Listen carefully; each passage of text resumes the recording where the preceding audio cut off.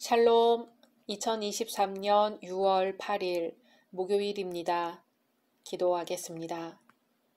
주님, 오늘도 주의 말씀으로 하루를 시작합니다. 사랑하는 주님, 성령이 임하심으로 우리가 더욱 이해하게 하소서, 우리가 서로 다름을 넘어서게 하소서, 우리가 더욱 하나가 되게 하소서.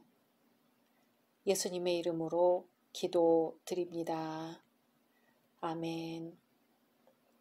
오늘의 말씀은 역대상 6장입니다.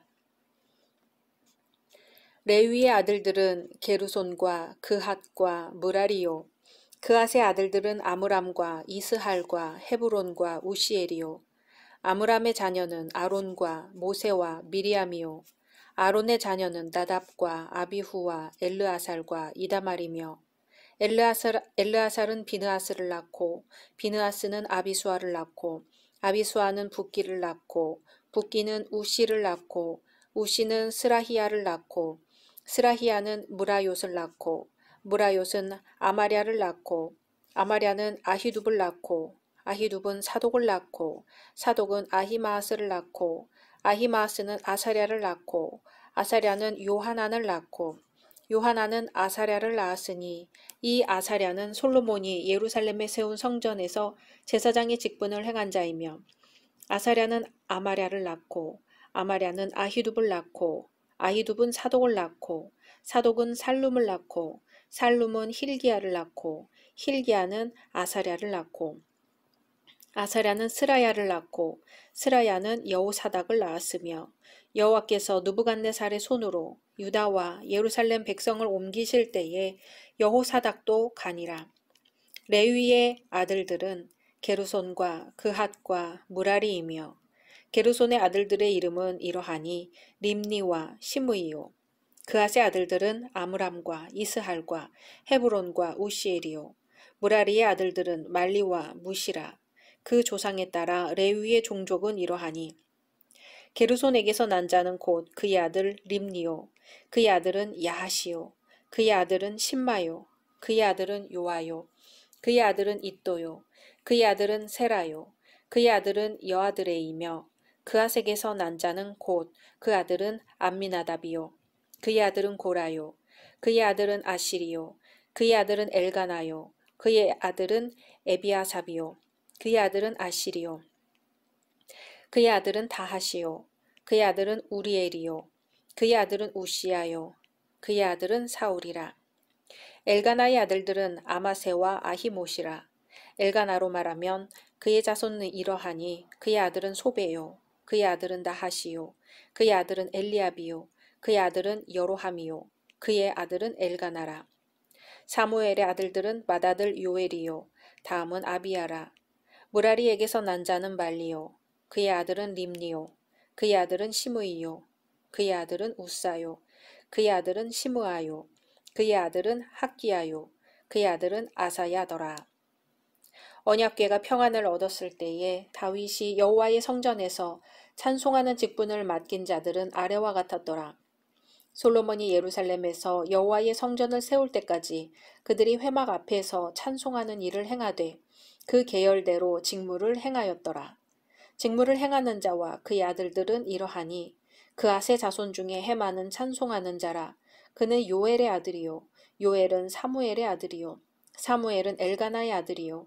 엘가나는 여로함의 아들이요. 여로함은 엘리엘의 아들이요. 엘리엘은 도아의 아들이요.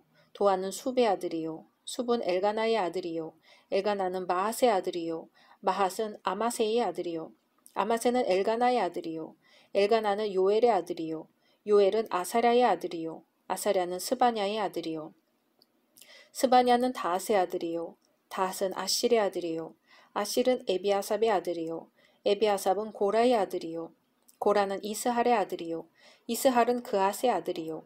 그앗은 레위의 아들이요. 레위는 이스라엘의 아들이라.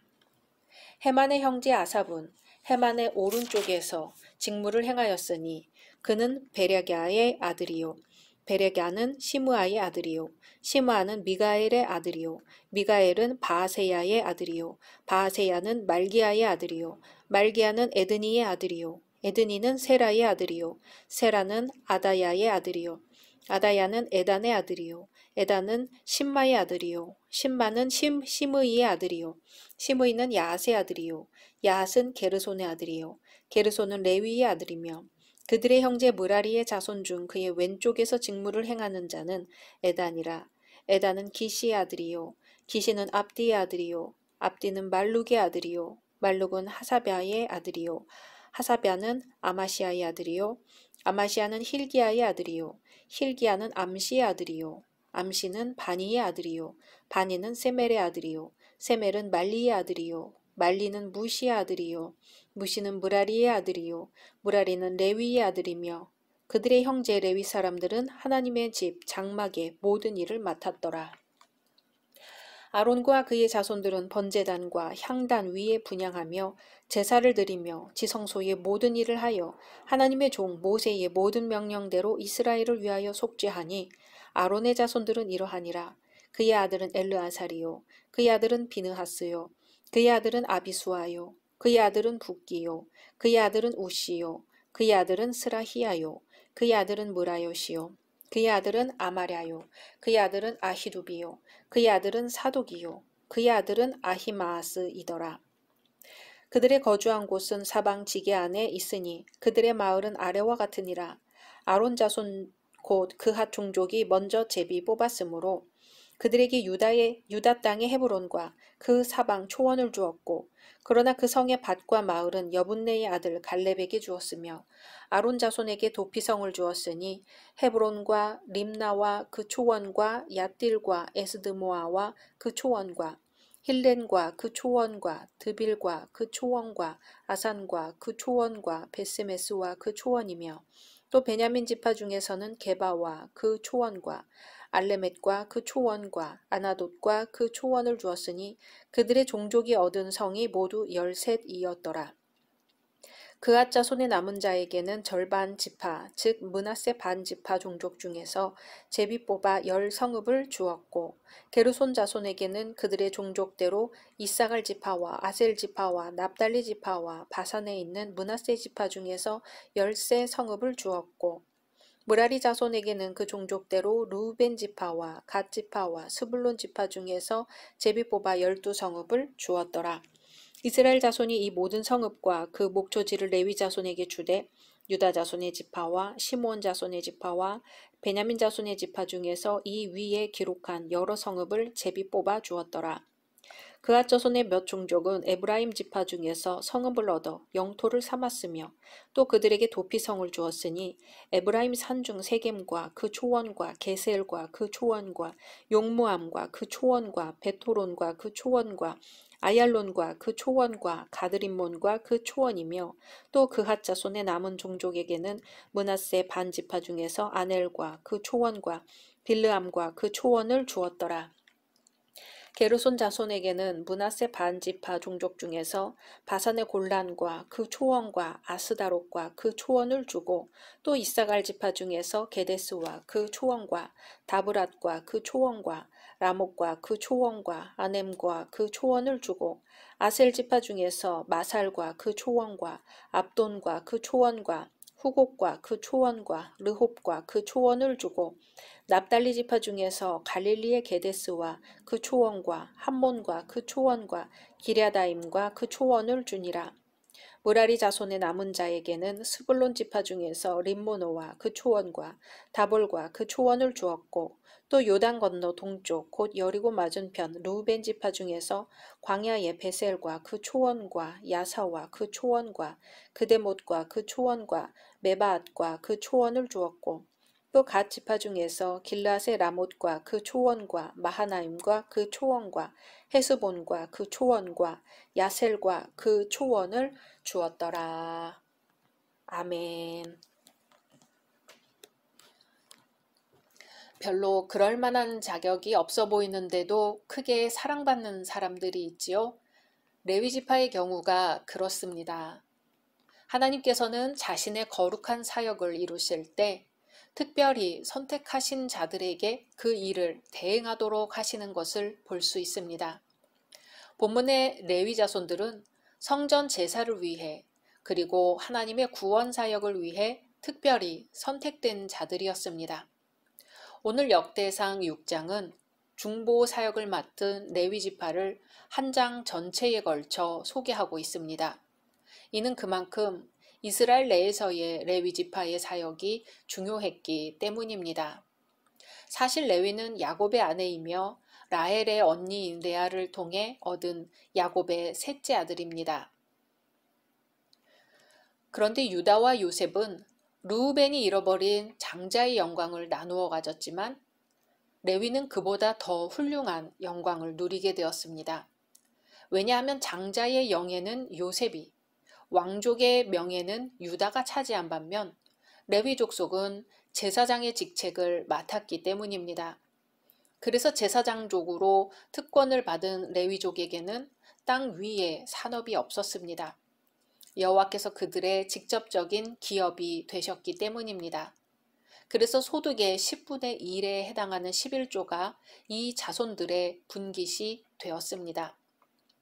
레위의 후손들은 12지파 중에서 특별한 위치를 차지합니다. 레위 지파는 다른 지파들처럼 땅을 기업으로 받는 대신 여호와 하나님을 기업으로 받았습니다.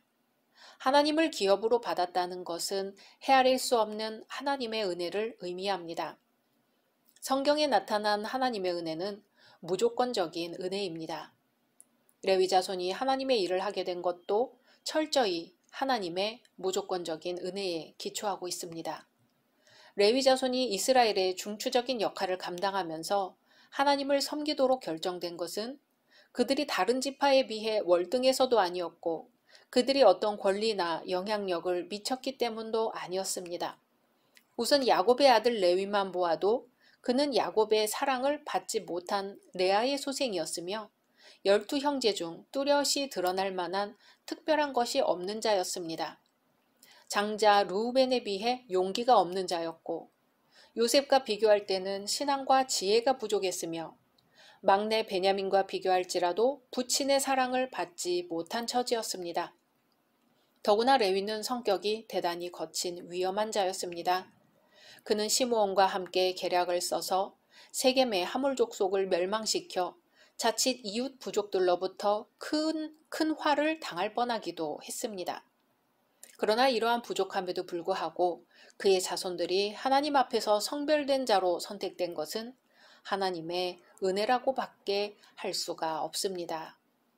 마찬가지로 우리가 하나님의 거룩한 백성으로 부르심을 입은 것은 우리의 공로가 아니라 하나님의 무조건적인 은혜로 말미암은 것임을 알아야 할 것입니다. 그래서 에베소서 2장 8절에서는 너희가 그 은혜를 인하여 믿음으로 말미암아 구원을 얻었나니 이것이 너희에게서 난 것이 아니요 하나님의 선물이라고 했습니다. 레아는 셋째 아들을 낳고 남편 야곱과 연합하고자 하는 뜻으로 그 이름을 레위라 하였습니다. 나무마다 뿌리가 있고 줄기가 있어서 큰 나무가 되고 성장하듯이 레위 지파는 이스라엘이란 큰 집의 기둥과 같았습니다. 레위 지파는 이스라엘 전체를 서로 연합하게 하는 구심점이 된 것이지요. 이미 이스라엘의 위대한 지도자 모세와 아론, 미리암이 레위 자손 중에서 배출되어 형태조차 갖추어지지 않았던 이스라엘의 정치와 종교를 하나로 묶고 발전시킨 바 있었습니다. 또한 가나안 땅으로 들어온 후에도 레위 자손은 제사장과 레위인으로서 성전의 기둥과 같은 역할을 담당했습니다. 레위인들은 이스라엘 백성들을 대신하여 하나님께 나아가 제사를 드리므로 하나님과 백성들이 연합하는 데 있어 중요한 역할을 했습니다. 그리고 백성들과 화합을 위한 제사를 드려 그들이 연합하도록 했습니다. 백성들 간의 송사를 판단하여 갈라진 백성들의 틈을 메워 주었습니다. 뿐만 아니라 하나님의 율법을 백성들에게 가르쳤습니다. 그리하여 이스라엘 백성들이 하나님과 연합하고 이웃들 간에 서로 연합하게 하였습니다. 연합, 화합은 하나님의 백성들이 이루어야 할 중요한 사명인데 레위 지파가 이 역할을 주도적으로 감당했습니다. 실로 레위 지파가 받은 사명은 엄청났고 그 사명의 감당 여부에 따라 이스라엘의 흥망성쇠가 좌우될 판이었습니다.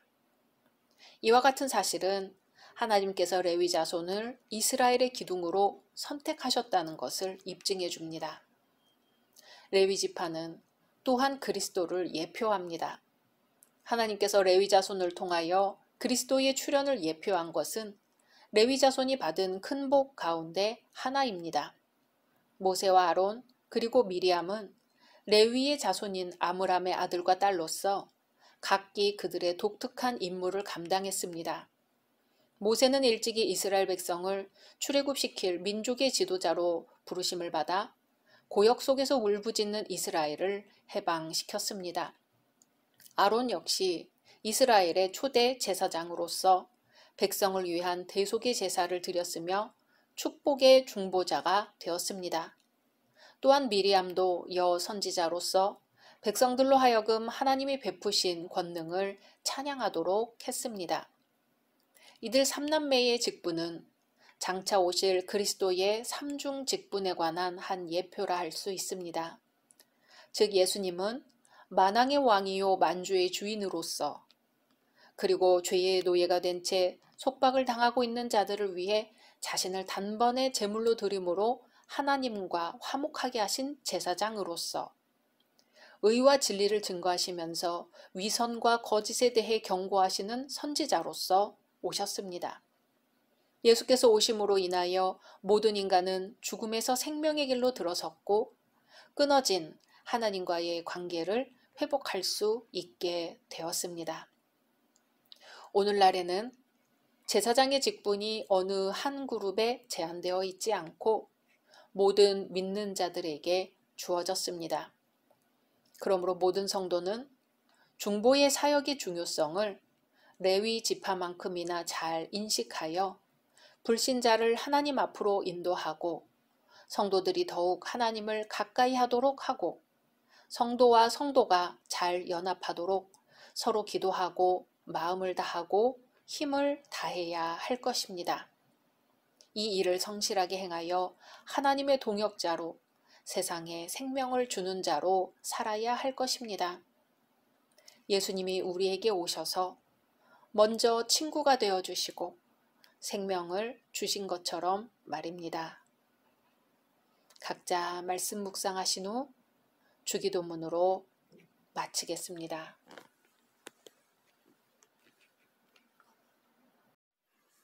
샬롬. 2023년 6월 9일 금요일입니다. 기도하겠습니다. 주님, 오늘도 주의 말씀으로 하루를 시작합니다.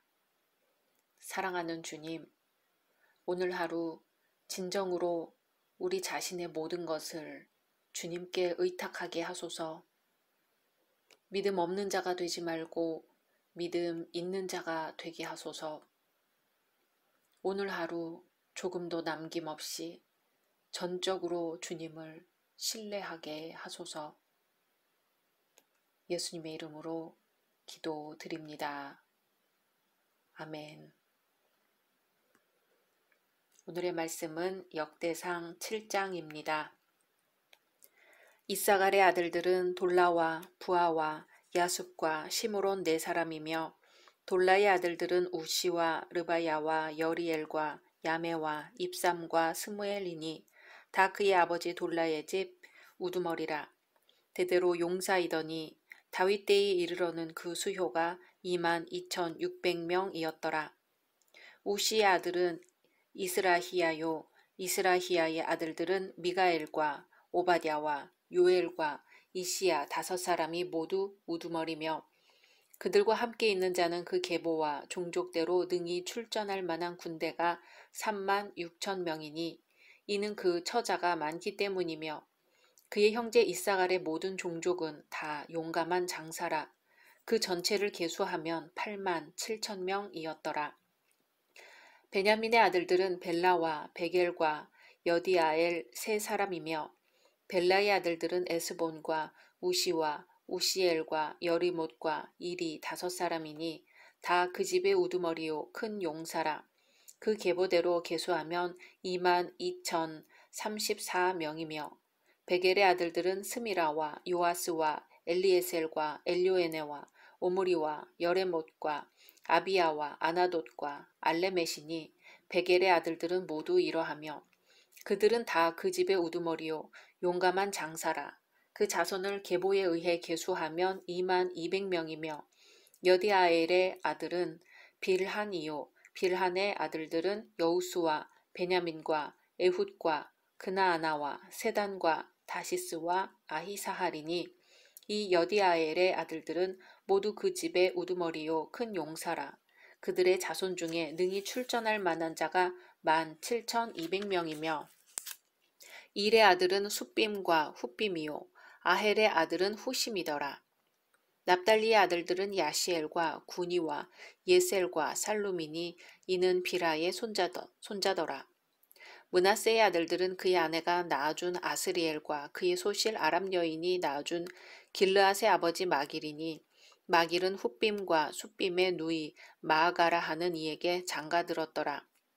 므낫세의 둘째 아들의 이름은 슬로브핫이니 슬로브핫은 딸들만 낳았으며 마길의 아내 마아가는 아들을 낳아 그의 이름을 베레스라 하였으며 그의 아우의 이름은 세레스이며 세레스의 아들들은 울람과 라겜이요 울람의 아들들은 브단이니 이는 다 길르앗의 자손이라. 길르앗은 마길의 아들이요 므낫세의 손자이며 그의 누이 함몰레겟은 이스훗과 아비에셀과 말라를 낳았고 스미다의 아들들은 아히안과 세겜과 리키와 아니암이더라. 에브라임의 아들은 수델라요 그의 아들은 베레시요 그의 아들은 다하시요 그의 아들은 엘르아다요 그의 아들은 다하시요 그의 아들은 사바시요 그의 아들은 수델라며 그가 또 에셀과 엘르앗을 낳았으나 그들이 가드 원주민에게 죽임을 당하였으니 이는 그들이 내려가서 가드 사람의 짐승을 빼앗고자 하였음이라. 그의 아버지 에브라임이 여러 날 슬퍼함으로 그의 형제가 가서 위로하였더라. 그리고 에브라임이 그의 아내와 동침함에 임신하여 아들을 낳으니 그 집이 재앙을 받았으므로 그의 이름을 브리아라 하였더라. 에브라임의 딸은 세에라이니 그가 아래 윗성 베토론과 우센 세에라를 건설하였더라. 브리아의 아들들은 레바와 레셉이요 레셉의 아들은 델라요 그의 아들은 다하니요 그의 아들은 라다니요 그의 아들은 암미우시요 그의 아들은 엘리사마요 그의 아들은 눈이요 그의 아들은 여호수아더라. 에브라임 자손의 토지와 거주지는 베델과 그 주변 마을이요 동쪽으로는 나아란이요 서쪽에는 게셀과 그 주변 마을이며 또 세겜과 그 주변 마을이니 아사와 그 주변 마을까지이며 또 므낫세 자손의 지게에 가까운 베스안과 그 주변 마을과 다아낙과 그 주변 마을과 무깃도와 그 주변 마을과 돌과 그 주변 마을이라. 이스라엘의 아들 요셉의 자손이 이 여러 곳에 거하였더라. 아셀의 아들들은 임나와 이스와와 이스위와 브리아요 그들의 매제는 세라이며 브리아의 아들들은 헤벨과 말기엘이니 말기엘은 비르사잇의 아버지이며 헤벨은 야블렛과 소멜과 호담과 그들의 매제 수아를 낳았으며 야블렛의 아들들은 바삭과 빔할과 아스와시니 야블렛의 아들은 이러하며 소멜의 아들들은 아히와 로가와 호바와 아람이요 그의 아우 헬렘의 아들들은 소바와 임나와 셀레스와 아마리요 소바의 아들들은 수아와 하르네벨과 수알과 베리와 이므라와 베셀과 톳과 사마와 실사와 이드란과 브에라요 예델의 아들들은 여분네와 비스바와 아라요 울라의 아들들은 아라와 한니엘과 리시아이니 이는 다 아셀의 자손으로 우두머리요 정선된 용감한 장사요 방백의 우두머리라. 출전할 만한 자를 그들의 계보대로 계수하면 26,000명이었더라. 아멘. 본장에서 저자는 북이스라엘 6지파의 족보를 소개하고 있습니다. 이 지파의 대부분의 사람들은 사마리아의 멸망 때에 아수르로 끌려갔지만 일부 사람들은 그 이전에 유다 왕국에 흡수되었습니다. 이들은 북왕국의 종교 정책에 반대하여 유다로 넘어온 경건한 자들이었습니다. 특히 히스기야 왕과 요시야 왕의 종교개혁 당시에 이들 지파에서 많은 사람들이 유다 왕국으로 편입되었습니다. 그리고 이들은 바벨론 포로 당시 유다 지파와 함께 잡혀갔다가 그 기간 동안에 언약 백성으로서의 지위를 하나님으로부터 회복하게 되었으며 바벨론에서 예루살렘으로 귀환할 때 에스라의 공동체의 구성원들이 되었습니다. 이렇게 볼 때 오늘의 족보는 당시 귀환한 에스라의 공동체에 포함된 이들 지파 출신의 사람들을 위하여 기록된 것임을 알 수 있습니다. 한편 본장에서는 단 지파와 스불론 지파의 족보가 빠져 있습니다. 아마도 이 지파들이 이스라엘 최북단에 위치한 지파들로서 우상 숭배를 계속 고집하다가 언약 백성의 지위를 회복하지 못하였기 때문으로 보입니다. 아울러 귀환한 유다 공동체에 있어 이 지파 사람들의 영향력이 대단히 미미했기 때문이었을 것입니다. 오늘 본문은 이스라엘의 남은 6지파를 언급하면서 지금까지 언급된 지파들의 서술 방법과는 달리 이들의 통계 숫자에 큰 관심을 보입니다. 족보와 함께 병력 수효를 부각시킨 것인데요.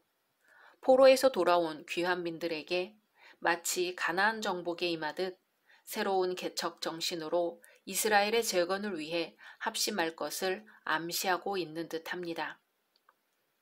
1절에서 5절은 이사갈 지파의 족보입니다. 여기서 우리는 이사갈 지파가 대단히 번성하였음을 알 수 있습니다. 왜냐하면 이사갈 지파의 총수가 모세의 1차 인구조사 시 54,400명, 2차 인구조사 시 64,300명이던 것이 본문에서는 87,000명으로 언급되었기 때문입니다. 우선 이사갈 지파는 야곱으로부터 양의 우리 사이에 꿇어앉은 건장한 나귀로다라는 예언을 받았습니다.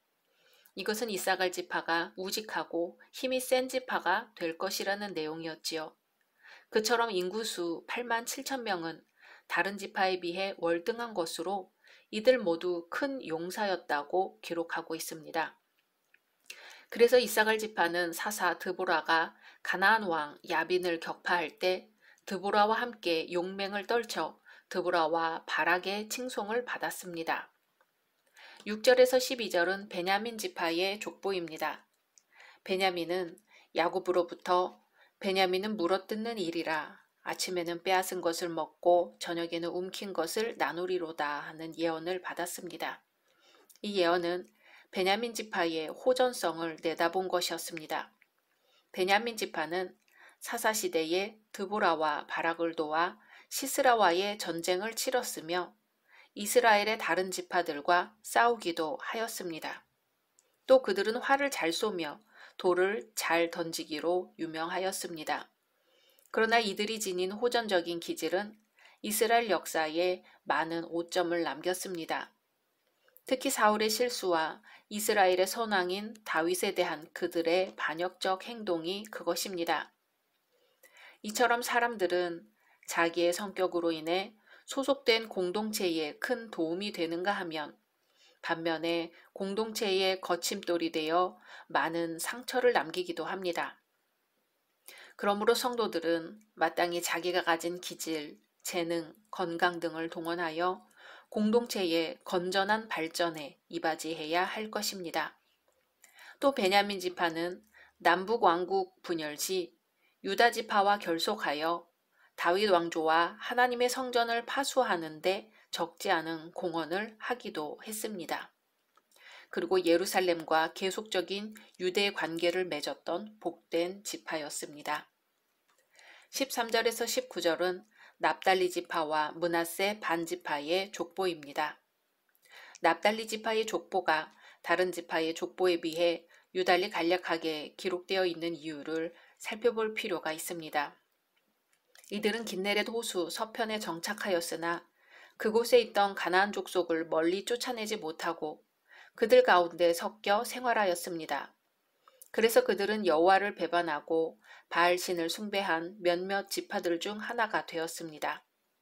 이를 통해 보면 하나님의 명령을 소홀히 하고 현실에 안주하는 무리들은 하나님의 거룩한 사역에서 제외된다는 사실을 보게 됩니다. 이어서 소개된 므낫세 반지파는 요단 서편에 위치한 지파로서 북이스라엘 왕국에 속해 있었음에도 불구하고 남유다 왕국의 부흥과 개혁운동에 참여한 지파입니다. 이들은 아사 왕의 종교개혁 운동뿐만 아니라 요시야 왕과 히스기야 왕의 개혁과 성전 복구 사업에도 참여하였습니다. 이와 같이 유다 왕국의 종교개혁에 참여하여 여호와를 끝까지 경배한 므낫세 지파의 자손들은 유다의 백성들이 바벨론으로부터 귀환할 때 그들과 함께 귀환해서 예루살렘 성전 재건 사업에 동참하게 됩니다. 그러나 그렇지 않은 나머지 백성들은 북이스라엘 멸망 때에 아수르의 사르곤 왕에게 포로로 끌려가 다시는 예루살렘에 돌아오지 못하고 말았습니다. 그리고 본문에 언급된 므낫세의 둘째 아들 슬로브핫은 딸만 낳았으나 그에게도 기업이 허락되었습니다. 이는 이스라엘의 상속권에 있어서 여자에게도 상속의 권한이 있다는 것을 보여준 대표적인 예입니다. 20절에서 29절은 에브라임 지파의 족보입니다. 에브라임 지파의 족보가 비교적 자세하게 기록된 것은 에브라임 지파가 이스라엘 역사에서 차지하는 비중이 매우 컸기 때문입니다. 즉, 형 므낫세보다 큰 자가 되리라는 야곱의 축복을 받았던 에브라임 지파는 가나안 정복에서부터 사사시대, 통일왕국시대, 분열왕국시대에 이르기까지 주도적인 역할을 수행했습니다. 그랬기 때문에 보통 북이스라엘 왕국은 에브라임으로 불렸습니다. 한편 에브라임 지파는 이스라엘의 탁월한 지파가 되기 전 슬프고 위태로운 일을 당했습니다. 에브라임의 두 아들이 고센 땅에 침입한 가드 사람에 의해 살해당한 것이지요. 이 일로 인해 에브라임은 크게 애도할 수밖에 없었으나 형제들의 위로를 받았으며 이후 곧 브리아라는 아들을 낳았습니다. 그리고 이 브리아는 여호수아의 조상이 되었습니다. 이러한 역사를 볼 때 이스라엘의 강력한 지파 에브라임도 한때 위기에 처한 때가 있었음을 알 수 있습니다. 그러나 이 세상의 어떠한 풍파 속에서도 하나님께서 하신 예언의 말씀은 반드시 성취되고야 만다는 진리를 깨달을 수 있습니다. 30절에서 40절은 아셀 지파의 족보입니다. 아셀 지파는 이스라엘이 가나안 땅을 점령한 후 약 350년간의 사사 시대에도 오직 아셀 지파에서만 사사가 출현하지 않았습니다. 아셀 자손들은 모세가 축복한 대로 자손은 많았으나 민족적 지도자가 될 만한 인물은 없었습니다. 기드온을 도와 미디안 족속을 치는 데 동참했으며 다윗을 도와 이스라엘의 왕이 되게 했지만 드보라의 전쟁 때 참전하지 아니하므로 애국심이 부족한 사람들이라고 비난받기도 했습니다. 동족의 위급한 사태에 대하여 능동적으로 협력하는 정신이 부족했던 듯하며 그래서 민족적인 지도자가 배출되지 않은 것 같습니다. 다만 성경에서는 아셀 지파 바누엘의 딸 안나라 하는 여 선지자가 아기 예수를 영접한 일이 나타납니다. 인물 기근인 아셀 지파에 있어서 안나라는 선지자는 빛나는 별이었습니다. 우리 성도는 날이 갈수록 새로워져야 합니다. 어떤 이들은 성도로서 위풍당당하게 출발했다가 후에는 세속화되어 버리는 이들이 많습니다. 그러나 성도는 주님의 은혜로 날로 강건해져서 세상 가운데서 주님을 영화롭게 하는 삶을 드러내야 합니다. 예수님이 계신 곳에는 빛이 드러났듯이 성도가 있는 곳에서는 빛이 드러나야 합니다. 각자 말씀 묵상하신 후 주기도문으로 마치겠습니다.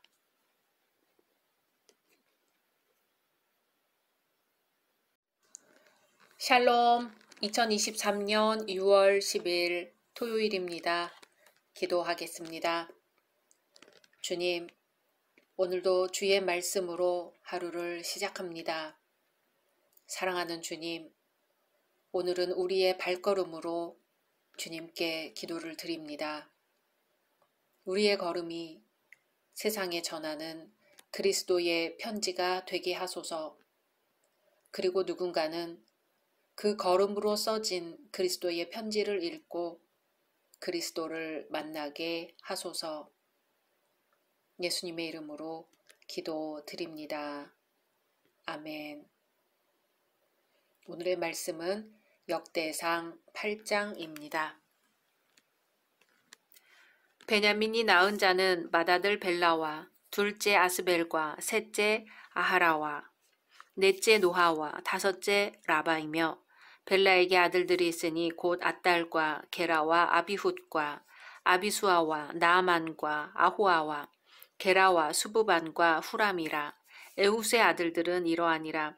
그들은 게바 주민의 우두머리로서 사로잡혀 마나핫으로 갔으니 곧 나아만과 아히야와 게라이며 게라는 또 우사와 아이웃을 낳았으며 사하라임은 두 아내 후심과 바하라를 내보낸 후에 모압 땅에서 자녀를 낳았으니 그의 아내 호데스에게서 낳은 자는 요밥과 시비야와 메사와 말감과 여우수와 사갸와 미르마이니 이 아들들은 우두머리이며 또 그의 아내 후심에게서 아비둡과 엘바알을 낳았으며 엘바알의 아들들은 에벨과 미삼과 세메시니 그는 오노와 롯과 그 주변 마을들을 세웠고 또 브리아와 세마이니 그들은 아얄론 주민의 우두머리가 되어 그들이 가드 주민을 쫓아냈더라. 아히요와 사삭과 여레못과 스바디아와 아랏과 에델과 미가엘과 이스바와 요한은 다 브리아의 아들들이요 스바디아와 무술람과 히스기와 헤벨과 이스무레와 이슬리아와 요밥은 다 엘바알의 아들들이요 야김과 시그리와 삽디와 엘리에네와 실르데와 엘리엘과 아다야와 브라야와 시므랏은 다 시므이의 아들들이요 이스반과 에벨과 엘리엘과 압돈과 시그리와 하난과 하나냐와 엘람과 안도디야와 이브드야와 브누엘은 다 사삭의 아들들이요 삼스레와 스하랴와 아달랴와 야레시야와 엘리야와 시그리는 다 여로함의 아들들이니 그들은 다 가문의 우두머리이며 그들의 족보의 우두머리로서 예루살렘에 거주하였더라. 기브온의 조상 여이엘은 기브온에 거주하였으니 그 아내의 이름은 마아가며 장자는 압돈이요 다음은 술과 기스와 바알과 나답과 그돌과 아히오와 세겔이며 미글롯은 시므아를 낳았으며 그들은 친족들과 더불어 마주하고 예루살렘에 거주하였더라. 넬은 기스를 낳고 기스는 사울을 낳고 사울은 요나단과 말기수아와 아비나답과 에스바알을 낳았으며 요나단의 아들은 무리바알이라. 무리바알은 미가를 낳았고 미가의 아들들은 비돈과 멜렉과 다레아와 아하스이며 아하스는 여호아따를 낳고 여호아따는 알레멧과 아스마웻과 시므리를 낳고 시므리는 모사를 낳고 모사는 비느아를 낳았으며 비느아의 아들은 라바요 그의 아들은 엘르아사요 그의 아들은 아셀이며 아셀에게 6 아들이 있어 그들의 이름은 이러하니 아스리감과 보구루와 이스마엘과 스아랴와 오바댜와 하나니라. 아셀의 모든 아들이 이러하며 그의 아우 에색의 아들은 이러하니 그의 맏아들은 울람이요 둘째는 여우스요 셋째는 엘리벨렛이며 울람의 아들은 다 용감한 장사요 활을 잘 쏘는 자라. 아들과 손자가 많아 모두 150명이었더라. 베냐민의 자손들은 이러하였더라. 아멘. 지금까지 아담에서 아브라함, 아브라함에서 야곱, 야곱에서 다윗, 다윗에서 포로기까지 그리고 이스라엘의 12지파를 살펴보았습니다. 그런데 오늘 역대상 8장에서는 베냐민 지파가 다시 등장합니다. 전반부는 왕조시대 이전까지의 베냐민 지파 족장들의 족보를 언급했고 후반부는 사울 왕가의 족보를 언급하고 있습니다. 베냐민 지파 역시 유다 지파를 제외하고는 다른 지파에 비해 더욱 상세하게 기록되어 있는데요. 전장에 걸쳐서 한 지파의 족보만이 기록된 것은 유다 지파, 레위 지파, 베냐민 지파뿐입니다. 역대기 저자가 베냐민 지파의 족보에 관심을 보이는 까닭은 베냐민 지파에서 이스라엘의 초대 왕이 배출되었기 때문일 수도 있습니다. 하지만 사울 왕가의 족보에 크게 관심을 보이고 있지는 않습니다. 저자가 베냐민 지파의 족보를 관심 있게 기록한 것은 오히려 포로 귀환 이후 그들이 이스라엘 공동체에서 차지했던 영향력이 유다 지파 다음으로 컸기 때문인 것으로 보입니다. 그들은 왕국이 분열할 때 유다 왕국에 속했던 지파였습니다. 그뿐만 아니라 그들은 왕국 분열 이후 계속해서 다윗 계열 왕의 통치를 받았으며 유다 왕국과 행동을 같이 하였습니다. 이로 인하여 그들은 유다의 경건한 왕들이 주도했던 종교 개혁의 영향권 아래 있게 되었던 것입니다. 그래서 이 지파는 하나님과의 언약 관계를 유지했던 유다 왕국에 속함으로써 아수르 침공으로 북이스라엘 패망으로부터 피할 수 있었던 것입니다. 이러한 이유들 때문에 북이스라엘의 지파들이 다시는 예루살렘으로 돌아오지 못한 데 반해 이들은 유다 지파와 함께 바벨론에서 예루살렘으로 돌아올 수 있었습니다. 우리는 이상과 같은 사실을 통하여 하나님과 언약 관계를 계속 유지하는 자들은 마침내 하나님의 놀라운 회복의 은총을 맛보게 된다는 것을 알 수 있습니다. 그러므로 성도는 이 세상의 흐름 속에 자신을 방치하지 말고 반드시 하나님의 언약의 말씀을 붙잡고 생활해야 할 것입니다. 1절에서 28절은 베냐민 지파의 족장들이 등장합니다. 여기서는 에훗을 중심으로 그의 후손들을 상세하게 다루고 있습니다. 에훗은 모압 왕 에글론의 속박으로부터 이스라엘 백성들을 구해낸 왼손잡이 사사와 동일 인물로 추정됩니다. 여기서 주목할 점은 사하라임의 본처 후심의 아들들과 사하라임이 본처를 버리고 모압 땅으로 이주하여 얻은 모압 여인 호데스의 후손들 사이의 차이입니다. 사하라임은 사사시대의 한 인물이었는데 사하라임의 본처 후심은 순수한 이스라엘 혈통이었으며 경건한 여인이었습니다. 그러나 남편으로부터 강제 이혼당한 애환의 여인이었습니다. 반면 후처인 호데스는 모압 여인으로 모압의 우상에 젖어 있었던 불경건한 여인이었습니다. 이 여인들의 경건성 혹은 불경건성 여부는 그들이 낳은 아들들의 이름에서 잘 발견할 수 있습니다. 이스라엘 여인 후심의 아들 엘바알은 하나님은 역사하신다는 뜻입니다. 그리고 아비두분 나의 아버지는 선하시다라는 뜻으로 하나님을 신뢰하는 그의 신앙을 잘 나타내주고 있습니다. 그 반면 모압 여인 호데스의 아들들의 이름 가운데는 모압 왕과 모압의 우상의 이름과 일치하는 이름들이 존재하고 있습니다.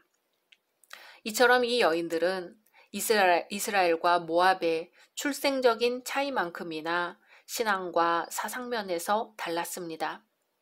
그런 점에서 이들의 아들들이 서로 다른 내용으로 본 단락에 기록되어 있다는 것은 당연한 현상이 될 것입니다. 우선 9절, 10절에는 모압 여인 호데스의 아들들이 소개되어 있으나 단지 여기에는 그 이름만이 기록되어 있을 뿐입니다. 그 반면 이스라엘 여인 후심의 아들들과 그의 후손들이 28절에 이르기까지 길게 기록되어 있는데 특별히 12절, 13절에는 그들이 행한 영웅적인 행위를 기록하고 있습니다. 이상과 같은 사실에서 우리는 다음과 같은 교훈을 얻을 수 있습니다. 비록 연약할지라도 하나님을 의지하는 경건한 자는 하나님의 특별하신 은혜를 받는다는 것, 하나님을 외면하고 우상을 섬기는 자의 후손들은 역사의 현장에서 사라지게 마련이라는 것, 그리고 무엇보다도 신앙으로 교육하는 것이 후손들을 위대하게 만든다는 사실입니다. 29절에서 40절은 사울 왕가의 족보입니다. 이 단락에서 우리는 사울 왕조가 몰락하였음에도 불구하고 요나단의 아들 무립바알의 후손들이 크게 번성하였음을 알 수 있습니다.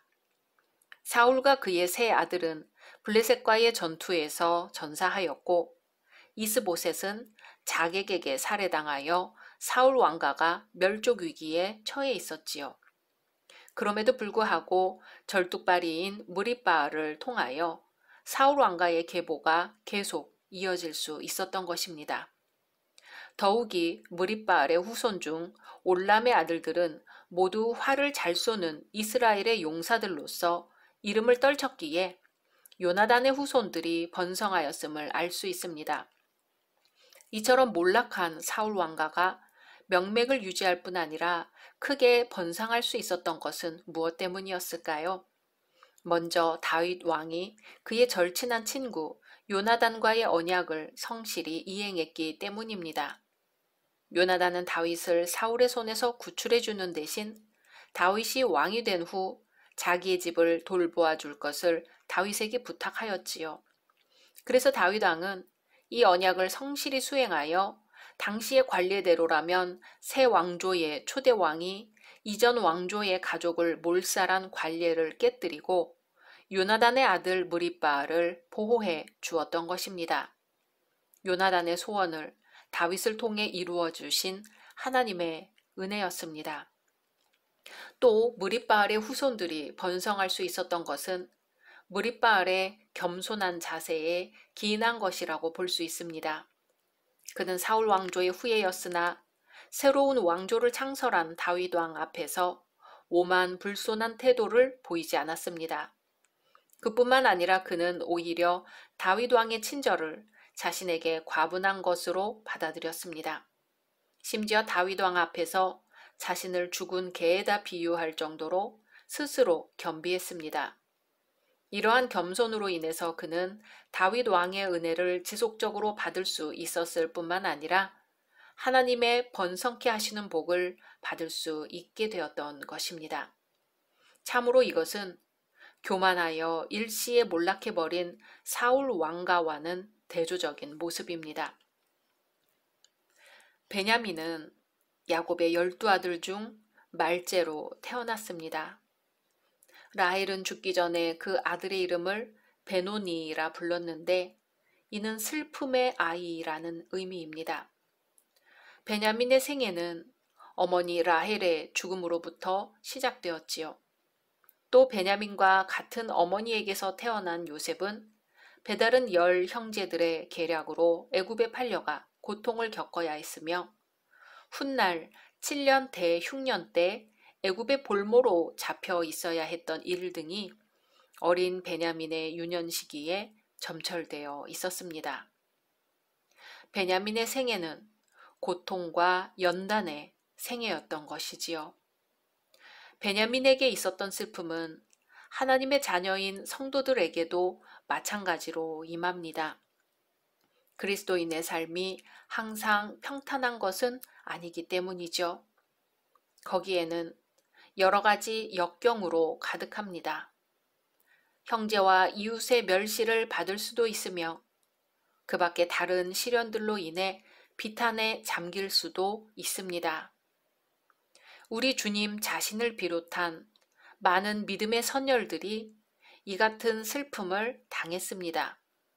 그러나 그러한 고통은 결코 고통으로 끝나지 않습니다.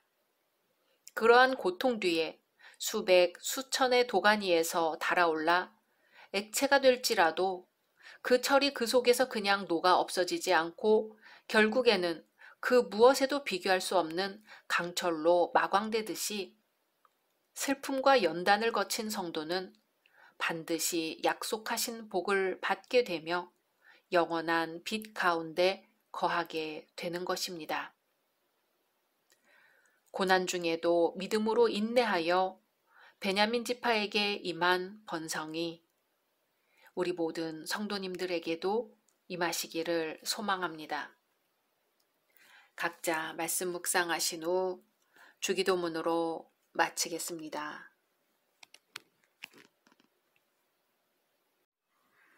샬롬, 2023년 6월 13일 화요일입니다.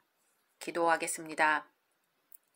주님, 오늘도 주의 말씀으로 하루를 시작합니다. 사랑하는 주님, 주님께로 더 가까이 가기 위해 오늘 한 걸음을 뗍니다. 그 한 걸음이 마치 천리와도 같이 멀게 느껴질지라도 주님만 바라보고 그 한 걸음을 떼게 하소서. 예수님의 이름으로 기도드립니다. 아멘. 오늘의 말씀은 역대상 9장입니다. 온 이스라엘이 그 계보대로 계수되어 그들은 이스라엘 왕조실록에 기록되니라. 유다가 범죄함으로 말미암아 바벨론으로 사로잡혀 갔더니 그들의 땅 안에 있는 성읍에 처음으로 거주한 이스라엘 사람들은 제사장들과 레위 사람들과 느디님 사람들이라. 유다 자손과 베냐민 자손과 에브라임과 므낫세 자손 중에서 예루살렘에 거주한 자는 유다의 아들 베레스 자손 중에 우대이니 그는 암미후세 아들이요 오므리의 손자요 이므리의 증손이요 바니의 현손이며 실로 사람 중에서는 맏아들 아사야와 그의 아들들이요 세라 자손 중에서는 여우엘과 그 형제 690명이요 베냐민 자손 중에서는 하스누아의 증손 호다위아의 손자 무술람의 아들 살루요 여로함의 아들 이브느야와 미그리의 손자 우시의 아들 엘라요 이브니아의 증손 르우엘의 손자 스바디아의 아들 무술람이요 또 그의 형제들이라. 그들의 계보대로 계수하면 956명이니 다 종족의 가문의 우두머리들이더라. 제사장 중에서는 여다야와 여호야립과 야긴과 하나님의 성전을 맡은 자 아사랴이니 그는 힐기야의 아들이요 무슬람의 손자요 사독의 증손이요 무라요의 현손이요 아히두베 오대손이며 또 아다야이니 그는 여로함의 아들이요 바스울의 손자요 말기야의 증손이며 또 마아세니 그는 아디엘의 아들이요 야세라의 손자요 무슬람의 증손이요 무실레밋의 현손이요 임멜의 오대손이며 또 그의 형제들이니 종족의 가문의 우두머리라. 하나님의 성전의 임무를 수행할 힘있는 자는 모두 1760명이더라. 레위 사람 중에서는 무라리 자손 스마야이니 그는 핫숲의 아들이요 아스리감의 손자요 하사베아의 증손이며 또 박박갈과 헤레스와 갈랄과 마따냐이니 그는 미가의 아들이요 시그리의 손자요 아삽의 증손이며 또 오바댜이니 그는 스마야의 아들이요 갈랄의 손자요 여두둔의 증손이며 또 베랴가이니 그는 아사의 아들이요 엘가나의 손자라. 느도바 사람의 마을에 거주하였더라. 문지기는 살룸과 아굽과 달몬과 아히만과 그의 형제들이니 살룸은 그 우두머리라. 이 사람들은 전에 왕의 문 동쪽 곧 레위 자손의 진영의 문지기이며 고라의 증손 에비아삽의 손자 고레의 아들 살룸과 그의 종족 형제 곧 고라의 자손이 수종드는 일을 맡아 성막 문들을 지켰으니 그들의 조상들도 여호와의 진영을 맡고 출입문을 지켰으며 여호와께서 함께하신 엘르아살의 아들 비느아스가 옛적에 그의 무리를 거느렸고 무셀레마의 아들 스가랴는 회막 문지기가 되었더라. 택함을 입어 문지기 된 자가 모두 212명이니 이는 그들의 마을에서 그들의 계보대로 계수된 자요. 다윗과 선견자 사무엘이 전에 세워서 이 직분을 맡긴 자라. 그들과 그들의 자손이 그 순찰을 좇아 여호와의 성전 곧 성막문을 지켰는데 이 문지기가 동, 서, 남, 북, 사방에 섰고 그들의 마을에 있는 형제들은 이레마다 와서 그들과 함께 있으니 이는 문지기의 우두머리 된 레위 사람 넷이 중요한 직분을 맡아 하나님의 성전 모든 방과 곳간을 지켰습니다. 그들은 하나님의 성전을 맡은 직분이 있으므로 성전 주위에서 밤을 지내며 아침마다 문을 여는 책임이 그들에게 있었더라. 그 중에 어떤 자는 섬기는 데 쓰는 기구를 맡아서 그 수요대로 들여가고 수요대로 내오며, 또 어떤 자는 성소의 기구와 모든 그릇과 고운 가루와 포도주와 기름과 유향과 향품을 맡았으며, 또 제사장의 아들 중에 어떤 자는 향품으로 향기름을 만들었으며, 고라 자손 살룸의 맏아들 마띠디아라 하는 레위 사람은 전병을 굽는 일을 맡았으며, 또 그의 형제 그핫 자손 중에 어떤 자는 진설하는 떡을 맡아 안식일마다 준비하였더라. 또 찬송하는 자가 있으니 곧 레위 우두머리라. 그들은 골방에 거주하면서 주야로 자기 직분에 전념함으로 다른 일은 하지 아니하였더라. 그들은 다 레위 가문의 우두머리이며 그들의 족보의 우두머리로서 예루살렘에 거주하였더라. 기브온의 조상 여이엘은 기브온에 거주하였으니 그의 아내의 이름은 마아가라. 그의 맏아들은 압돈이요 다음은 술과 기스와 바알과 넬과 나답과 그돌과 아히오와 스가랴와 미글롯이며, 미글롯은 시므함을 낳았으니 그들은 그들의 친족들과 더불어 마주하고 예루살렘에 거주하였더라.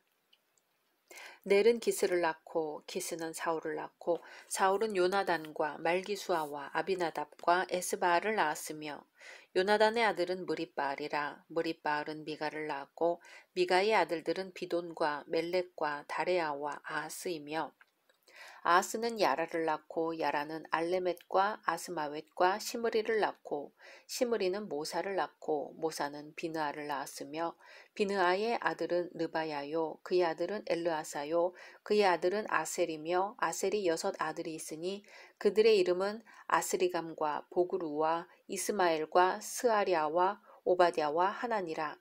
아셀의 아들들이 이러하였더라. 아멘. 역대상 1장에서 9장은 다윗 왕조의 계보를 소개하고 있습니다. 그중 마지막을 장식하는 오늘 9장은 이스라엘의 12지파를 언급한 앞 부분에 이어지는 대목입니다. 바벨론의 포로에서 귀환하여 예루살렘에 거주한 베냐민과 유다지파, 제사장과 찬송하는 자의 명단, 다윗 시대의 성막을 지켰던 문지기들, 성소에서의 여러 가지 봉사직들, 그리고 사울 왕가의 족보로 구성되어 있습니다. 1절에서 9절은 예루살렘의 주민들입니다. 이 단락은 바벨론의 포로로부터 귀환한 이스라엘 12지파를 기록하는 대목입니다. 특별히 예루살렘에 거한 유다 지파와 베냐민 지파에 관심을 갖고 있는데요. 유다 지파와 베냐민 지파는 유다 왕국에 속해 있던 지파들이었을 뿐만 아니라 포로 귀환 이후 이스라엘 공동체에서 가장 중요한 지파들이었기 때문입니다. 그래서 역대기 기자는 포로 귀환 후 여러 지파들이 예루살렘에 거했음을 기록함과 동시에 유다 지파와 베냐민 지파의 족보를 상대적으로 자세히 기록해 놓은 것입니다. 이스라엘 전체가 하나님의 언약 백성으로 함께 출발하였어도 그들의 선택과 열심의 차이에 따라 현저히 구분되고 있는 것입니다. 이러한 사실로 보면 세속적 경향을 따라가는 교회는 쇠퇴할 수밖에 없으나, 끝까지 하나님의 뜻을 선택하여 열심을 내는 교회는 마지막까지 성스러운 사역을 감당하게 된다는 사실을 깨닫게 됩니다. 이 단락에서 또한 눈에 띄는 점은 비록 종의 신분이지만 여호와께 봉사하여 본 족보에 기록된 사람들이 있다는 점입니다. 바로 느디님 사람들입니다. 이들은 본래 이스라엘의 노예였으나 성전에서 봉사하는 거룩한 무리들이 되었습니다. 하나님의 은혜는 인간의 신분을 초월하여 하나님을 사모하는 누구에게든 임한다는 진리를 가르쳐주는 대목입니다. 10절에서 16절은 포로 귀환 후 예루살렘에 거했던 레위지파의 명단을 기술합니다. 예루살렘은 당시 하나님의 유일한 은혜의 통로였으며 하나님과의 교통의 장소였습니다. 그런데 이러한 예루살렘의 영적인 의의는 레위인들의 헌신적인 봉사가 없었다면 무효화되고 말았을 것이라는 거죠. 레위인들은 이스라엘의 대표자로서 하나님과의 언약을 제사 행위를 통하여 또는 찬송 등의 봉사를 통하여 계속 유지시켜 나갔기 때문입니다. 이러한 점에서 바벨론에서 제일 먼저 예루살렘에 돌아온 자들이 제사장이라는 사실은 우리에게 매우 중요합니다.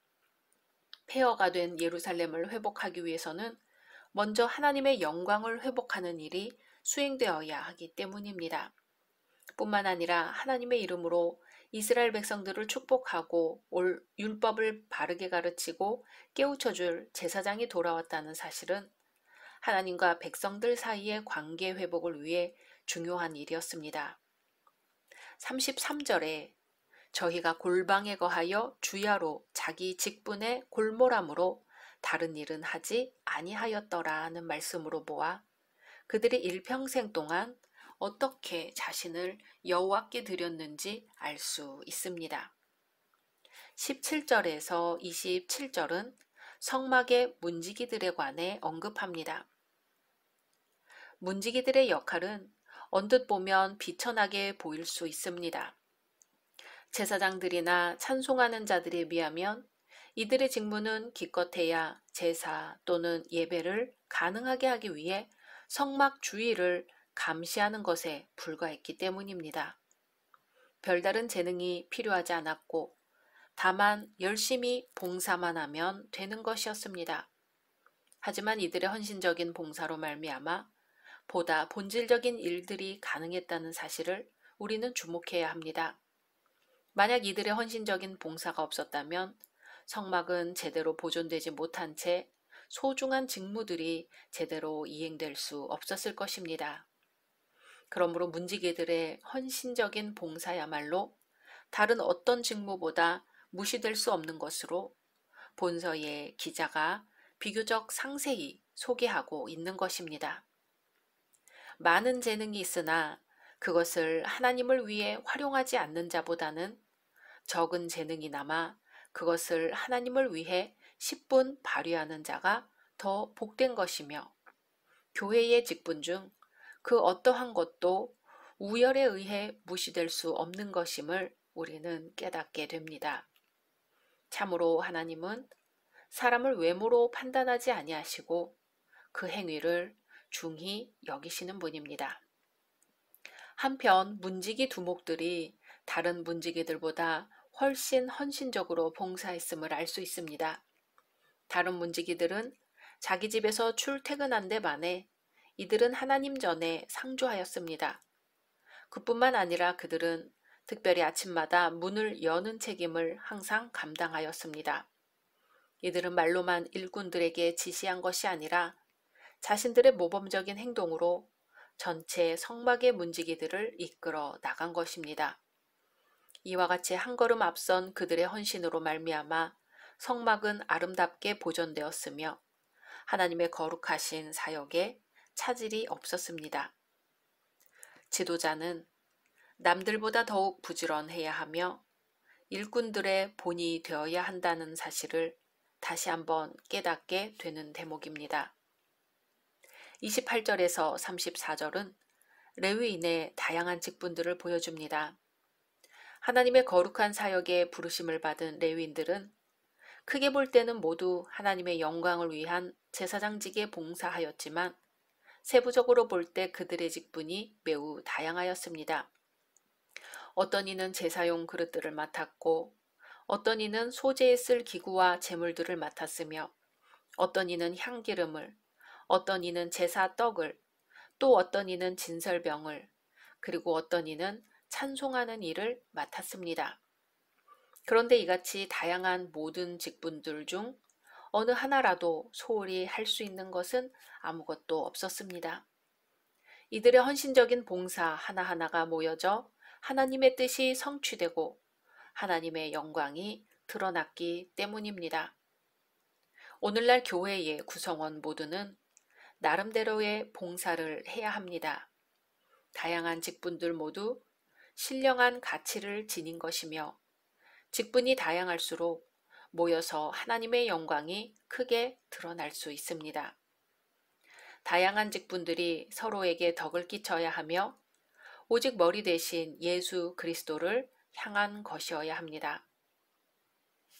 35절에서 44절은 사울 왕가의 족보를 보여줍니다. 언뜻 보기에 앞에서 나온 족보가 반복된 듯 보이는 이 족보는 왕권 수립의 과정과 패망에 갖는 역사적 교훈을 증명하는 데 매우 중요한 역할을 합니다.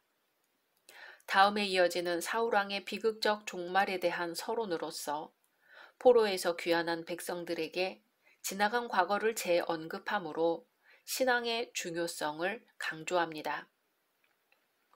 오늘 말씀에 문지기들의 역할이 얼마나 중요한지 나왔는데요. 백범 김구 선생이 남긴 나의 소원이라는 글을 함께 나눠보려고 합니다. 내 소원이 무엇이냐 하고 하나님이 물으시면 나는 서슴지 않고 내 소원은 대한 독립이요 하고 대답할 것입니다. 그 다음 소원은 무엇이냐 하면 나는 또 우리나라의 독립이요 할 것입니다.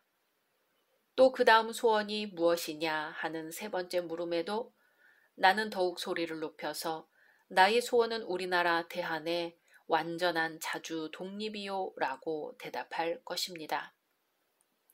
동포 여러분, 나 김구의 소원은 이것 하나밖에 없습니다. 내 과거에 70평생 이 소원을 위해 살아왔고 현재에도 이 소원 때문에 살고 있고 미래에도 나는 이 소원을 위해 살 것입니다. 독립이 없는 백성으로 70평생의 서름과 부끄러움과 애탐을 받는 나에게는 세상에서 가장 좋은 것이 완전하게 자주 독립한 나라의 백성으로 살다가 죽는 일입니다. 나는 일찍이 우리 독립정부의 문지기가 되기를 원했거니와 그것은 우리나라가 독립국만 된다면 나는 그 나라의 가장 미천한 자가 되어도 좋다는 뜻입니다. 왜 그런고 하면 독립한 제 나라의 빈천이 남의 밑에 사는 부귀보다 기쁘고 영광스럽고 희망이 많기 때문입니다. 우리나라가 독립국만 된다면 그 나라의 가장 미천한 자가 되어도 좋다는 백범의 뜻은 영달을 위해 지조를 꺾는 수많은 이들과는 너무나 다른 것이었습니다. 문직이라는 것은 시작과 끝을 감당하는 위치를 말합니다. 문지기이기에 그곳의 이미지를 규정하며 문지기가 제대로 일을 하지 않으면 엄청난 피해가 발생합니다. 통일 조국의 문지기를 소원했던 백범처럼 예루살렘이라는 이름이 상징하는 중요한 곳에 성전을 지키는 문지기는 그 역할이 잠옷 무겁습니다. 우리는 어떠한 모습으로 성전을 지키고 있는지, 문지기 역할을 제대로 감당하고 있는지 돌아보아야 할 것입니다. 또 예수 그리스도의 몸된 성전인 우리 자신을 문지기와도 같이 말씀으로 잘 지키고 잘 돌보아야 할 것입니다. 각자 말씀 묵상하신 후 주기도문으로 마치겠습니다.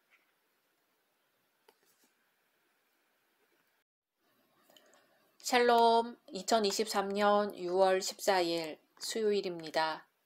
기도하겠습니다. 주님, 오늘도 주의 말씀으로 하루를 시작합니다. 사랑하는 주님, 발 아래 땅을 바라보고 머리 위 하늘을 바라봅니다. 그리고 땅과 하늘 사이에 선 우리 자신을 바라봅니다. 하늘과 땅 사이에서 살아갈 오늘 우리의 시간과 공간이 성령 충만함 가운데 있게 하옵소서. 예수님의 이름으로 기도드립니다. 아멘. 오늘의 말씀은 역대상 10장입니다. 블레셋 사람들과 이스라엘이 싸우더니 이스라엘 사람들이 블레셋 사람들 앞에서 도망하다가 길보아 산에서 죽임을 당하여 엎드러지니라. 블레셋 사람들이 사울과 그 아들들을 추격하여 블레셋 사람들이 사울의 아들 요나단과 아비나답과 말기수아를 죽이고 사울을 맹렬히 치며 활 쏘는 자가 사울에게 따라 미치매 사울이 그 쏘는 자로 말미암아 심히 다급하여 사울이 자기의 무기를 가진 자에게 이르되 너는 칼을 빼어 그것으로 나를 찌르라. 할례받지 못한 자들이 와서 나를 욕되게 할까 두려워하노라. 그러나 그의 무기를 가진 자가 심히 두려워하여 행하기를 원하지 아니하매 사울이 자기 칼을 뽑아서 그 위에 엎드러지니 무기 가진 자가 사울이 죽는 것을 보고 자기도 칼에 엎드러져 죽으니라. 이와 같이 사울과 그의 세 아들과 그 온 집안이 함께 죽으니라. 골짜기에 있는 모든 이스라엘 사람이 그들의 도망한 것과 사울과 그의 아들들이 다 죽은 것을 보고 그 성읍들을 버리고 도망하매 블레셋 사람들이 와서 거기에 거주하니라. 이튿날에 블레셋 사람들이 와서 죽임을 당한 자의 옷을 벗기다가 사울과 그의 아들들이 길보아 산에 엎드러졌음을 보고 곧 사울의 옷을 벗기고 그의 머리와 갑옷을 가져다가 사람을 블레셋 땅 사방에 보내 모든 이방 신전과 그 백성에게 소식을 전하고 사울의 갑옷을 그들의 신전에 두고 그의 머리를 다곤의 신전에 단지라.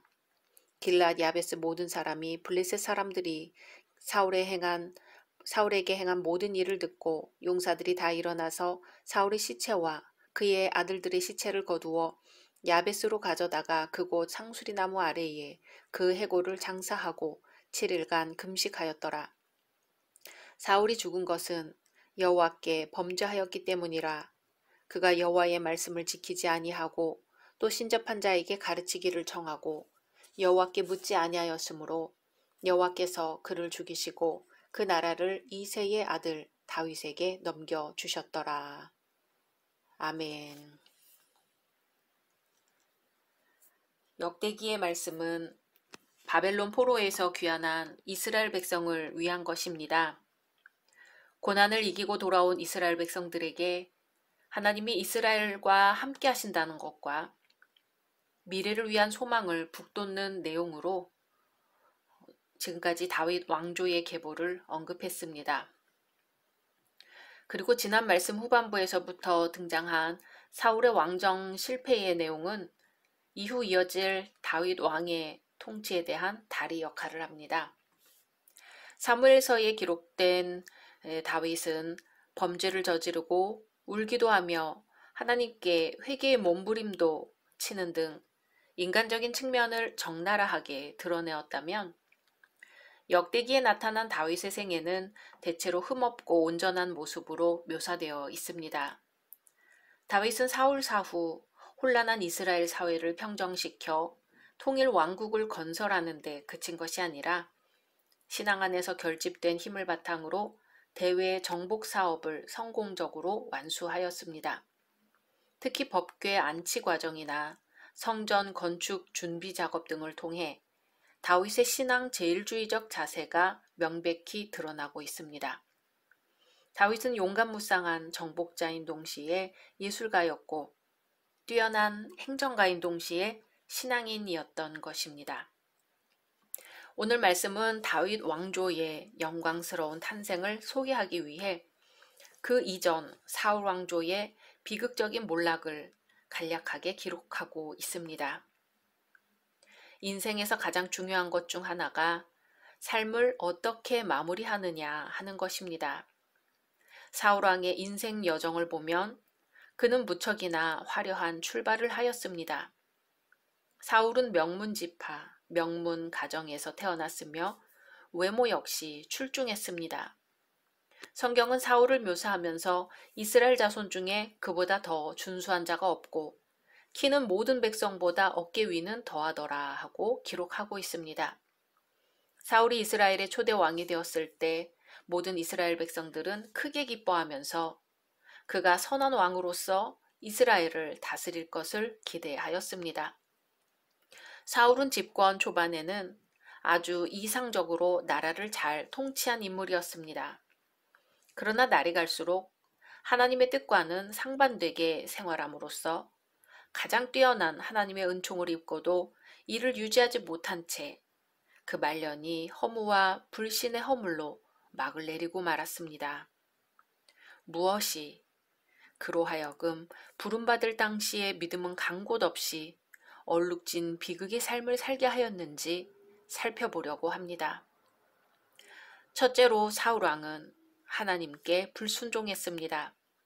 성경은 사울의 죽은 것은 여호와께 범죄하였음이라 저가 여호와의 말씀을 지키지 아니하고 또 신접한 자에게 가르치기를 청하고 라고 보도합니다.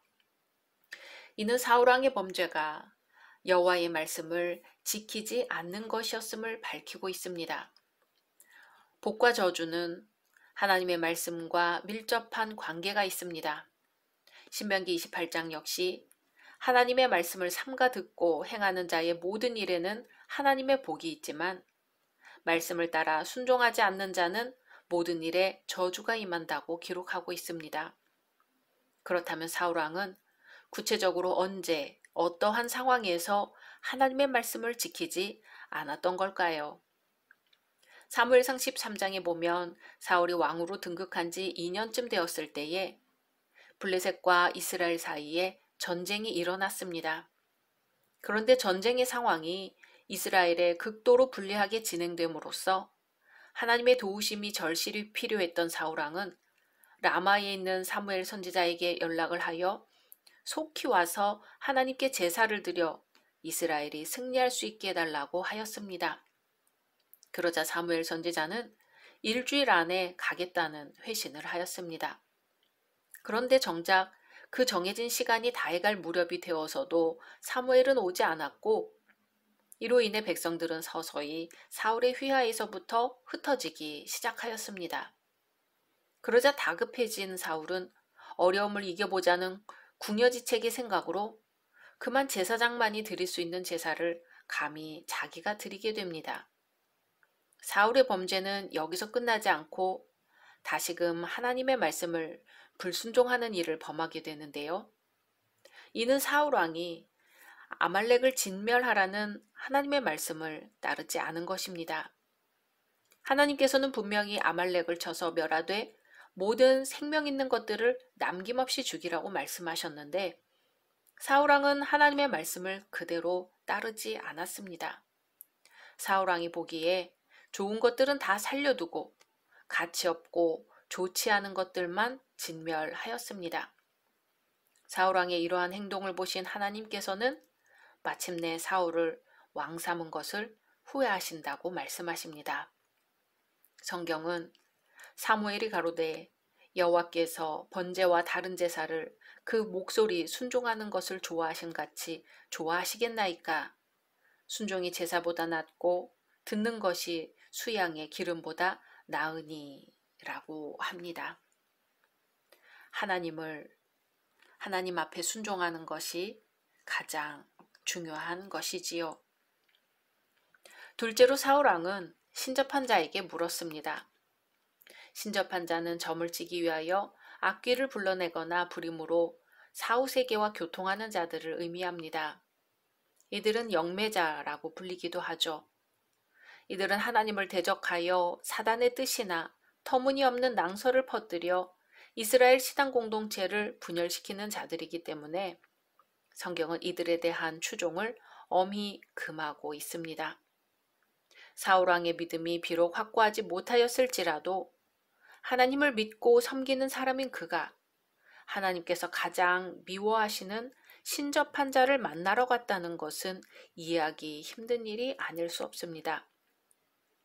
사무엘 선지자가 세상을 떠나자 블레셋이 이스라엘을 침략해 왔습니다. 사울은 과거 블레셋과의 전투에서 연승을 거두었습니다. 그런데 이번 길보아 전투를 맞이하여 크게 떨고 있습니다. 왜냐하면 사울은 엘라 골짜기 전투 이후 가장 대규모의 전투인 이번 전쟁에서 힘의 원천이요 전쟁을 주관하시는 능력의 하나님께서 더 이상 자신과 함께 하시지 않는다는 사실을 잘 알고 있었기 때문입니다. 그러므로 패배에 대한 두려움과 공포에 휩싸일 수밖에 없었습니다. 진정 사울 왕에게 찾아온 위기는 블레셋이 쳐들어온 것이 아니라 하나님을 떠난 불신앙으로 인한 것이었습니다. 그래서 사울 왕은 다시 하나님께 물었습니다. 성경은 사울이 여호와께 묻자오되 여호와께서 꿈으로도 우림으로도 선지자로도 그에게 대답지 아니하시므로 라고 보도합니다. 이미 하나님께서 자신과 함께 하시지 않는다는 사실을 잘 알면서도 여호와를 찾는 사울의 모습은 블레셋 군대로 인한 사울의 두려움과 공포심이 얼마나 큰지를 보여주는 것입니다. 꿈과 우림과 선지자는 구약시대에 하나님의 뜻을 전해받는 방편이었지만 사울왕은 그 어느 것으로도 하나님의 응답을 받지 못했습니다. 그 이유는 그가 이미 불순종으로 말미암아 하나님께 버림을 받았기 때문입니다. 이러한 사실은 만날 만한 때에 하나님께서 제공하시는 기회가 지나가기 전에 하나님을 찾아야 한다는 것을 절실히 교훈해 주는 내용이지요. 하나님으로부터 응답이 없자 마침내 사울왕은 이스라엘 백성의 금기 사항이요 자신이 오래전에 내쫓았던 신접한 여인을 찾아서 사무엘을 불러 올리라고 명합니다. 이와 같이 미신적인 발상으로 무당이나 접신녀를 찾아가는 것을 여호와께서 엄금하신 영적 간음의 행위로서 도저히 용납받지 못할 중죄였습니다. 성도의 최대 무기는 하나님을 믿는 믿음입니다. 이 믿음이 없으면 성도는 힘을 상실하게 되는 것입니다. 셋째로 사울왕은 하나님께 묻지 않았습니다. 성경은 여호와께 묻지 아니하였으므로 여호와께서 저를 죽이시고 그 나라를 이새의 아들 다윗에게 돌리셨더라 하고 보도합니다. 이는 사울왕이 하나님의 뜻을 알아보려는 일체의 노력을 하지 않았다는 말은 아닙니다. 왜냐하면 사무엘상 28장 6절의 내용을 통해 이미 그가 하나님의 뜻을 알아보려는 노력을 어느 정도 했음을 엿볼 수 있기 때문입니다. 그렇다면 이 말은 무엇을 뜻하는 것입니까? 성심성의를 다해 하나님께 묻지 않았으며 응답의 전제 조건인 그의 죄에 상응하는 진실한 회개를 한 후에 묻지 않았다는 말입니다. 적어도 전심으로 구했다라는 말을 할 때는 금식과 눈물의 기도가 수반되어야 하는데 그런 면에서 사울왕은 하나님 앞에서 자중하며 근신하며 기도하지는 않았음을 알 수 있습니다. 그는 기도하지 않음으로 인하여 기도를 잃어버렸던 것입니다. 기도가 없어졌다는 것은 영적 불이 꺼져버렸다는 의미입니다. 하나님의 말씀에 대한 외면, 말씀을 전하는 자와의 단절, 기도를 등한시하는 것 등 이러한 것들이 그의 영성을 메말라버리게 하였음에도 그는 그것을 회복하고자 하는 마음을 갖지 않은 채 인간적인 방법으로만 계속 나아갔습니다. 결국 사울의 가문은 무너지고 하나님께서는 이스라엘을 다윗에게 돌리셨습니다. 하나님께서는 성도들의 신앙과 기대를 저버리신 적이 없으시며 하나님만 바라보는 성도들의 눈물 어린 기도를 멸시한 적이 없으십니다. 사랑하는 열린 성도 여러분, 사울왕은 블레셋 군대의 저격병의 화살에 맞아 중상을 입었으나 아무도 도와주는 사람이 없었습니다. 사울왕은 마지막 남은 힘을 모아 자신의 칼에 몸을 얹어 자결하고 말았습니다. 블레셋 사람들은 사울왕의 시신을 발견하고는 즉시 그 머리를 베고 갑옷을 벗겨 사방에 보내고 시체는 성벽에 못 박았습니다. 사울은 하나님이 그에게 주신 왕권으로 하나님을 영화롭게 하고 국가를 부흥시키고 그에게 닥치는 모든 위기를 하나님을 의지하여 풀어나감으로써 하나님께 영광을 돌리는 기회를 만들어야 했습니다. 그러나 그는 왕이 된 이후 그 권세를 가지고 다윗과 백성들을 괴롭히고 불순종하다가 나중에는 신접한 여인까지 찾아가는 죄를 범함으로 결국은 퇴출까지 당하게 된 것입니다. 한 남자가 자신의 집 뒷산에 농사를 짓기 위해 밭을 개간하였습니다. 그는 더 넓은 밭을 만들기 위해 보이는 대로 나무와 건부를 제거하였죠. 그런데 그날 밤 온몸에 옷이 올라 잠을 이룰 수 없었습니다.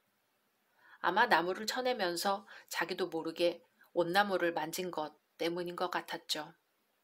머리끝부터 발끝까지 가려워 긁다 보니 온몸이 퉁퉁 부어올랐습니다. 아내는 남편의 몸에 연고를 발라주었고 그런 과정에서 아내 또한 옷이 오르게 되었습니다. 며칠 동안 피부과에 다니며 치료를 받고 약을 먹은 후에야 겨우 나을 수 있었지요. 그 후로 그의 아내는 온나무와 비슷하게 생긴 나무만 보아도 소스라치게 놀라곤 했습니다. 이때의 기억을 떠올리노라면 이런 옷에 대한 혐오감이 하나님께서 갖고 계신 죄악에 대한 혐오감만 하리라는 생각을 하게 되었다고 합니다. 우리는 죄에 대해 얼마나 거부하고 있을까요? 하나님께서 죄에 대해 혐오감을 느끼고 계시듯이 우리 또한 죄에 대한 강한 거부감을 행사해야 하지 않을까요? 각자 말씀 묵상하신 후 주기도문으로 마치겠습니다.